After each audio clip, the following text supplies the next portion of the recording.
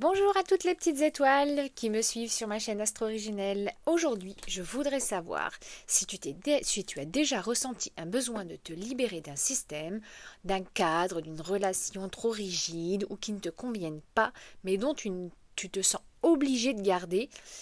Eh bien, ce n'est peut-être pas un simple mécontentement, mais une mission karmique que tu portes pour t'aligner et un schéma à transmuter. Reste avec moi, ton thème astral peut t'expliquer pourquoi. Comme tu le sais, maintenant que j'adore la mythologie, dans la mythologie grecque, Uranus, c'est le ciel primordial, le père des titans. Il est renversé par son fils Chronos, qui représente Saturne dans notre astrologie, ce qui symbolise la rupture avec l'ordre établi. En astrologie karmique, cela évoque une âme qui a déjà vécu des révolutions intérieures ou extérieures et qui revient pour libérer ou guider les autres. En astrologie karmique, Uranus est bien plus qu'une planète de rébellion ou de modernité. Il représente un point de rupture avec les anciens schémas karmiques et un accélérateur d'évolution spirituelle. Uranus, c'est le libérateur karmique des chaînes transgénérationnelles. Uranus représente les ruptures nécessaires pour avancer, les révolutions internes, les prises de conscience qui vont marquer une cassure avec l'histoire familiale. Il représente aussi les amis karmiques que l'on a pu avoir, les mentors inattendus qui viennent se faufiler dans notre vie, ou les figures qui osent se démarquer et provoquer donc chez nous des éveils intérieurs. Uranus agit comme un éveilleur. Il vient briser les chaînes du passé, souvent de manière soudaine. Uranus, c'est la soudaineté, et inattendue, pour nous pousser vers une conscience beaucoup plus élevée. Il représente la mémoire de l'âme qui refuse de se soumettre au conditionnement qu'il connaît depuis des années. Là où il se trouve dans ton thème, il y a souvent une rupture avec les normes héritées ou les schémas familiaux transcendés pour recréer. Donc en thème natal karmique, il faut regarder en quel signe et dans quelle maison se trouve ton Uranus. Le signe te donne le style, l'indépendance de rébellion héritée ou à développer. La maison dans laquelle se trouve Uranus te donne le domaine de vie où l'âme cherche à se libérer d'un conditionnement passé. On peut parler ensuite aussi des aspects, les tensions, donc les carrés ou les oppositions, qui vont montrer des ruptures karmiques et les harmonies, les trigones ou les sextiles, qui eux vont indiquer des dons, des éveils, des intuitions. On peut voir aussi des rétrogradations qui sont souvent le signe d'un karma non résolu, lié à la liberté ou à l'individualité. Maintenant, je vais vous montrer ça sur mon thème astral, parce que j'aime beaucoup l'idée de la preuve par l'exemple. Et je trouve qu'en analysant le thème astral d'un client, je rentre dans son intimité. Donc pourquoi l'astrologue devrait se garder de parler de lui? En tout cas, moi je trouve que vous amener à l'astrologie et à mieux vous comprendre en vous montrant comment moi je me comprends grâce à mon thème astral, eh bien c'est ce qu'il y a de plus efficace. Donc vous voyez ici, je vais vous montrer mon thème natal. Donc le voici. Donc vous avez ici mon Uranus qui se trouve en maison 1 dans le signe du Sagittaire. Ce signe incarne une personne à la fois libre, visionnaire, profondément anticonformiste, avec une quête existentielle de vérité et d'indépendance. La maison 1, elle représente l'ascendant, c'est-à-dire la manière dont on se présente au monde. Notre énergie vitale, notre style d'action, c'est celle de l'identité extérieure, de ce que l'on montre aux autres. Notre persona, comme je vous ai déjà dit. Elle nous montre une aura donc magnétique et imprévisible ici. On ne passe pas inaperçu. C'est un besoin viscéral de liberté, de refus des étiquettes, des rôles imposés, une identité en constante évolution. la personne, donc moi ici, se redéfinit souvent de façon radicale. Une tendance qui peut choquer ou surprendre par son apparence, ses choix, ses idéaux, ses choix de vie. Comme moi, les natifs avec ce placement sont souvent perçus comme des personnes qui sont avant-gardistes, voire excentriques. Ils sont là pour bousculer les normes dès leur première impression.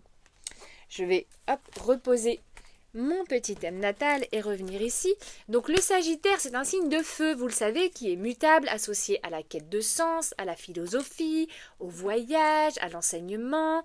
Il offre une pensée vraiment ouverte et fulgurante, visionnaire, souvent en avance sur son temps. Il est en quête de vérité, d'expansion, de liberté intellectuelle et géographique. Il a aussi un besoin de se démarquer, de vivre selon ses propres règles. Un besoin d'explorer des vérités alternatives, parfois en rupture avec les dogmes religieux, éducatifs, culturels.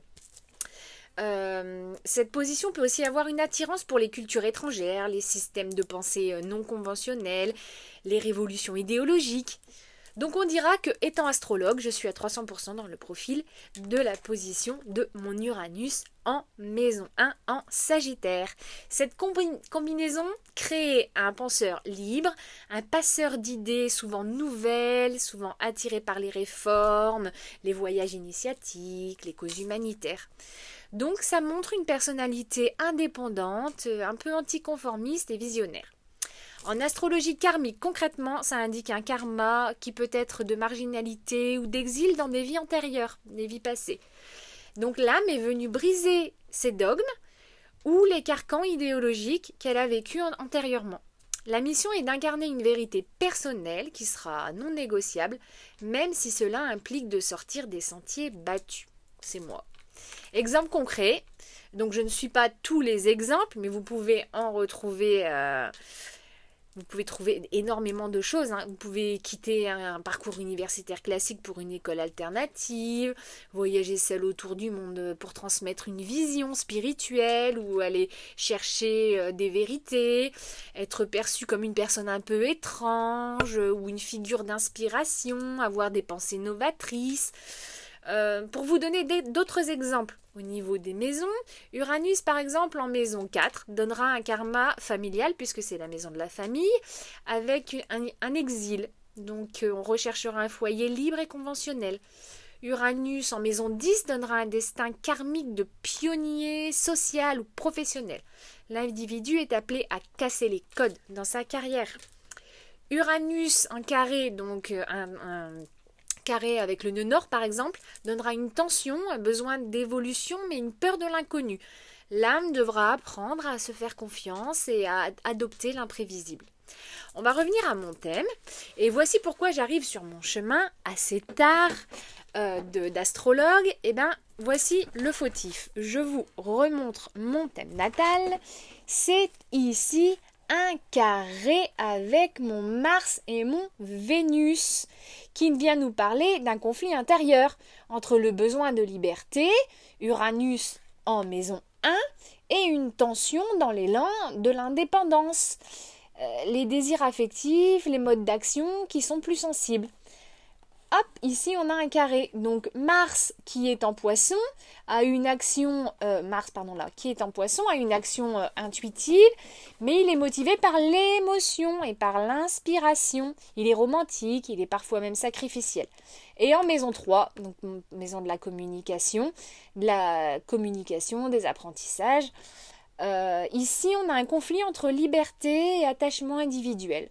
On peut osciller entre les besoins de se libérer de toute contrainte et une tendance à se fondre dans des relations émotionnelles ou intellectuelles très absorbantes. Dissonance entre une pensée intuitive, une expression directe, une difficulté à faire cohabiter une pensée fulgurante ici, avec une communication ici où on ne voudra pas faire de mal aux personnes qui sont cartésiennes et qui auront plus de mal à comprendre ce que nous on pense.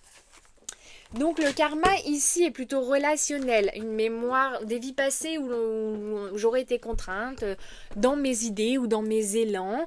Donc aujourd'hui, mon âme cherche à concilier mon authenticité et mes relations amicales ou mes autres relations. Une personne avec cette configuration pourrait aussi avoir un style de communication bien à soi, des intuitions comme moi, grandissantes, une ouverture pour les mondes célestes comme moi, et donc une difficulté à faire communiquer ses ressentis avec franchise, de peur de blesser les autres.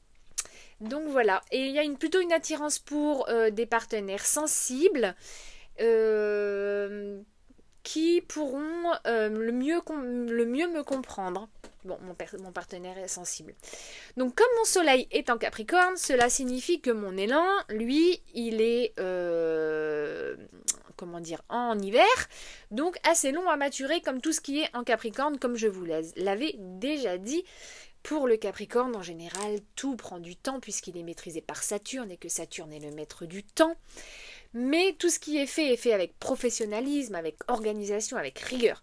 Donc on repasse rarement derrière un Capricorne et la confiance que l'on peut lui accorder est indéfectible. Voilà tout ce que je peux vous dire de façon concise quand même sur le placement de ton Uranus en signe et en maison. Si tu es curieux de savoir ou si tu as des schémas qui ne te conviennent plus dans ta vie, dans ton quotidien et que tu aimerais changer ou comprendre, n'hésite pas à me contacter pour que je t'explique ce que traficote ton Uranus dans ton thème, où il se situe en maison, dans quel signe, quels aspects il forme avec d'autres planètes.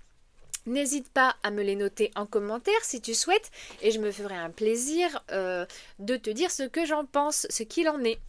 Retrouve-moi sur ma chaîne Astro Originelle ou sur ma page YouTube ou Facebook pour d'autres vidéos d'une astrologie facile, évolutive et introspective. Vous pouvez aussi prendre rendez-vous, mes coordonnées sont dans le descriptif de la vidéo. À très bientôt sur Astro Originelle, prenez bien soin de vous, à bientôt!